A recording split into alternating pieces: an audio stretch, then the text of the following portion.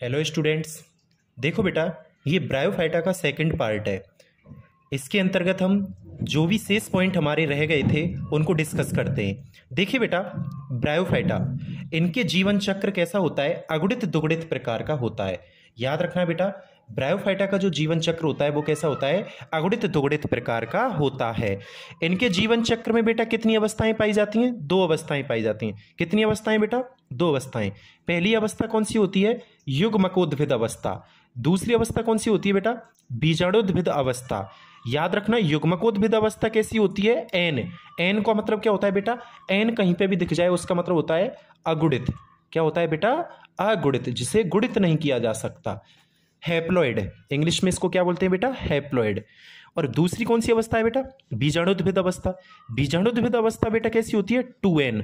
और 2n को क्या बोलते हैं? द्विगुणित। क्या बोलते हैं बेटा? द्विगुणित। और अब देखिए, इससे जस्ट ऊपर वाला पॉइंट क्या बताया था मैंने कि इनका जीवन चक्र कैसा होता है? अगुणित दुगुणित। इनका मतलब इसमें अगुणित अवस्था भी है और दुगुणित अवस्था भी है। क्लियर बेटा? उसके बाद बेटा ये अगला एग्जाम्पल है ब्रायोफाइटा का, रिक्सिया। और रिक्सिया का जो बीजाणुद्भिद अवस्था होती है, यानी रिक्सिया का जो बीजाणुद्भिद होता है वो सबसे सरल प्रकार का होता है। अगर कोई आपसे पूछ ले कि सबसे सरल प्रकार का बीजाणुद्भिद किसका होता है, तो आप क्या आंसर दोगे बेटा? रिक्सिया।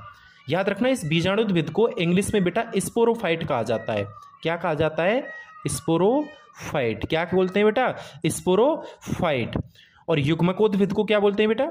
गैमीटोफाइट। अगर आपको याद रह जाए तो ठीक है, वरना कोई बात नहीं।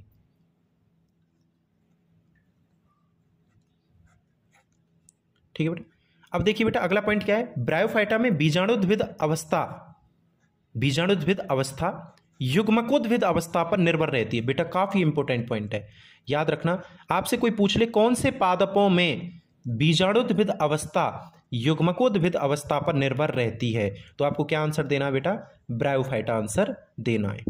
अगला बेटा एक क्वेश्चन है, ये एलेटर्स क्या होते हैं? एक वर्ड लिखा हुआ है एलेटर्स। ये एलेटर्स क्या होते हैं? तो देखो बेटा, एलेटर्स क्या होते हैं? ये बीजाणुओं के प्रकीर्णन में मदद करते हैं। क्या काम है बेटा एलेटर्स का? बीजाणुओं का प्रकीर्णन करना, मतलब बीजाणुओं को दूर दूर तक फैलवाना। और बेटा याद रखना, ये एलेटर्स कहाँ एब्सेंट होते हैं, किस में अनुपस्थित होते हैं? रिक्सिया में। अगर कोई आपसे पूछे कि एलेटर्स कहाँ पे अनुपस्थित होते हैं, तो आपको क्या आंसर देना है? रिक्सिया। उसके बाद देखो बेटा, मार्केंसिया। मार्केंसिया में क्या पाए जाते हैं? वास्तविक एलेटर्स पाए जाते हैं। तो रिक्सिया में तो बेटा एलेटर्स अनुपस्थित होते हैं, मार्केंसिया में एलेटर्स पाए जाते हैं। अगला पॉइंट है बेटा बीजाणुद्भिद। बीजाणुद्भिद को इंग्लिश में क्या बोलते थे? स्पोरोफाइट। बीजाणुद्भिद अवस्था बेटा कितने भागों में बटी होती है? याद रखना, फुट, सीटा, कैप्सूल। कितने भागों में बटी होती है बेटा बीजाणुद्भिद अवस्था? 3 भागों में। अगर कोई आपसे पूछे कि बीजाणुद्भिद अवस्था कितने भागों में बटी होती है? 3 भागों में बटी होती है। कितने भागों में बेटा? 3 भागों में। देखो बेटा, बीजाणुद्भिद अवस्था यानी स्पोरोफाइट बॉडी। बीजाणुद्भिद अवस्था कितने भागों में? 3 भागों में, फुट, सीटा, कैप्सूल। ठीक है बेटा। उसके बाद देखो बेटा, अगर कोई आपसे पूछे बीजाणु कहाँ होते हैं? कैप्सूल में होते हैं। यहाँ पर बीजाणु होते हैं बेटा। स्पोर्स जो होते हैं वो कहाँ पाए जाते हैं? कैप्सूल में पाए जाते हैं। उसके बाद देखो बेटा, ब्रायोफाइटा का अगर वर्गीकरण देखें, ब्रायोफाइटा कितने भागों में, ब्रायोफाइटा पादप कितने भागों में बटे होते हैं? 3 भागों में।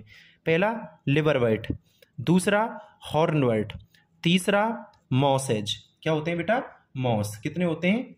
मॉस। देखो बेटा, उसके बाद ये जो लिवरवर्ट, हॉर्नवर्ट और मॉस, हॉर्नवर्ट को क्या बोलते हैं बेटा? हेपेटिकोप्सिडा। क्या बोलते हैं? हेपेटिकोप्सिडा। किसी भी नाम से क्वेश्चन देखने को आपको मिल सकता है। ठीक है बेटा, याद रखना। उसके बाद आपसे पूछा जाए जेमा या गेमा कप क्या है? कोई लोग जेमा बोलते हैं, कोई लोग गेमा बोलते हैं। ये क्या चीज है, जेमा या गेमा? याद रखना, ये अलैंगिक कलिका है। कैसी कलिका है बेटा?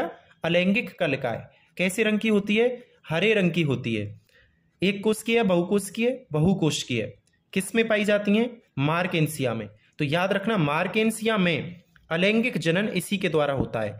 तो ये जनन की एक इकाई है, अलैंगिक जनन। तो अगर कोई आपसे पूछे मार्केंसिया में जनन किसके द्वारा होता है, तो आपको क्या आंसर देना है? मार्केंसिया में गेमा या जेमा के द्वारा अलैंगिक जनन होता है। गेमा या जेमा कैसे रंग के होते हैं बेटा? हरे रंग की संरचना है। एक कोशिकीय, बहुकोशिकीय, बहुकोशिकीय। उसके बाद बेटा एक और एग्जाम्पल देखने को मिलता है स्फेग्नम का। क्या है ये? स्फेग्नम। ये स्फेग्नम एग्जाम्पल का नाम है। और एक्सफेग्नम क्या होते हैं? ये मॉस होते हैं। जो मैंने बताया था ना ब्रायोफाइटा 3 भागों में बांटा गया है, ये मॉस। तो ये तीसरा का एक प्रकार है, इसका एक एग्जाम्पल है मॉस। याद रखना बेटा, इसमें जल धारण की क्षमता उच्च होती है। ये लगा लो अपने वजन का 26 गुना लगभग, इतना ये बेटा अपना जल धारण कर लेता है।